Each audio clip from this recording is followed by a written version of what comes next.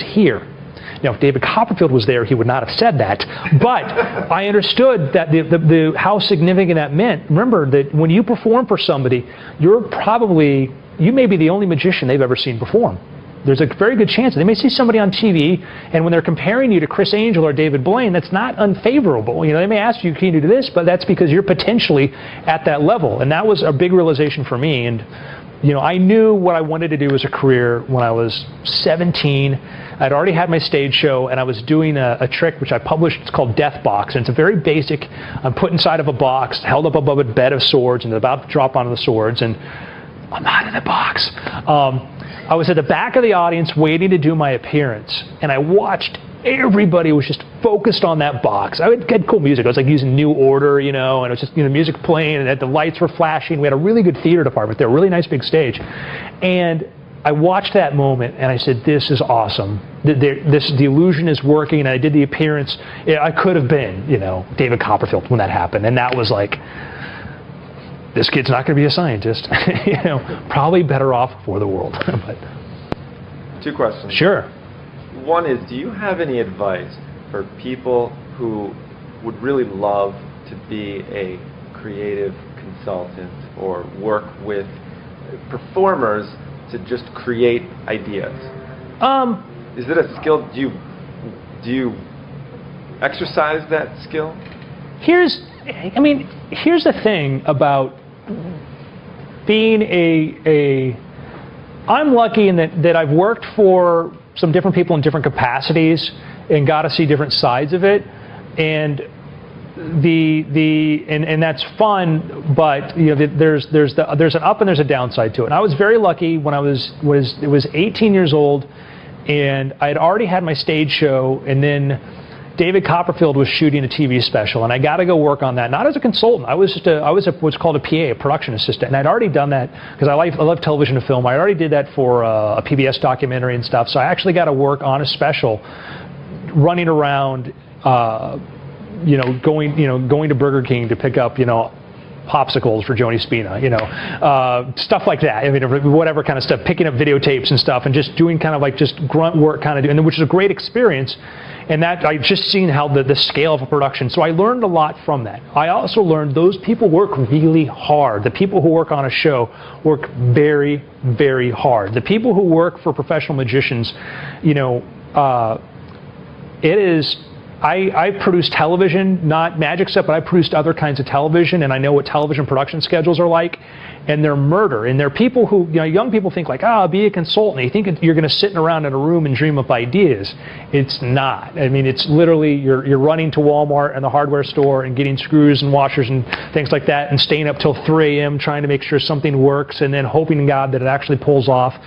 And TV, there's not a lot of money in TV. And so if you're a guy who's just creating for somebody, on TV, they're working with limited budgets. If you do, magicians who do television, for the most part, they do it so they can sell tickets to a live show. So it's not going to be, if you want the experience, then be ready for the experience. Understand that, have some experience in television or theatrical stuff dealing with how intense that really is.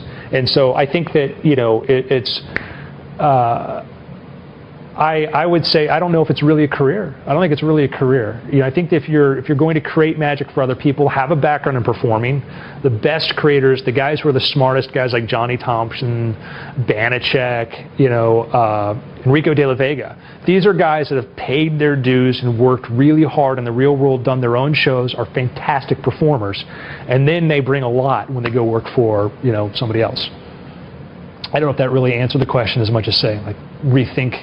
No, I think that's a great and realistic response that I think could help a lot of people shift their goals. Well, it's magic's not like music. In music, you perform, you go do shows, maybe a producer finds you and convinces a record label to put down a couple $100,000 to do an album, then they put money into promoting you, and then if things work out ideally, which they don't work out that way for 1 out of 500 people, or for 499 out of 500 people, it doesn't work out that way. You get radio play, you get a hit song, people know your name, and then you get a second album deal and you go on tour and you do that. And there's nothing like that in magic. Every magician who succeeded has pretty much done it through their own way. And if I could just real quickly explain, like if you say, okay, Doug Henning, Doug Henning, basically his approach was they did a play in Canada with Ivan Reitman. It was the Magic Show, which then went through a couple iterations and finally it got brought to Broadway, where Doug Henning became famous on a Broadway show performing the role as a magician based upon him. Okay, that was the Doug Henning way, and from there, like, let's do a TV special and all that, but that was his route. Penn and Teller were doing great hip stuff for colleges. They went through different incarnations of the act. They had other people like Weir Christopher, and then finally became Penn and Teller. And then they would go do these runs like, off Broadway in LA in a little tiny theater in the middle of nowhere.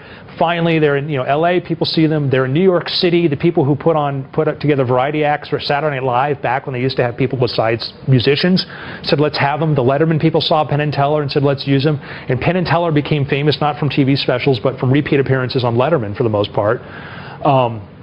David Copperfield. David Copperfield, was a phenomenal magician as a teenager. He was just, you go back and you watch his first magic special when he's 20 years old, and he, right then and there, he's as good as anybody else I think we've ever seen when you really see how technical the stuff he is and how hard he worked. He was a guy that was already a phenomenon. He did a play, but he used the magic from the play to basically go sell a TV special. And went in and said, there's a reel, this is what I could do. And he did a thing called Magic of the Roxy. And then he sold his first special to ABC. And then he did the CBS. And so that was his route. David Blaine was a guy who is a magician who performed for a lot of celebrities, a lot of famous people in New York City. People saw this and see this in a different light. And for there, it was, let's go sell this as a whole television package, because reality TV was really big. I mean, the first David Blaine special now was, what, 1996, 1997? I mean, that's how long ago it was. And that was a time when people thought magic was dead and didn't. And so that was his route. And Chris Angel, Chris Angel is a guy that had been working really hard for a long time. And his act had evolved several times, several different versions.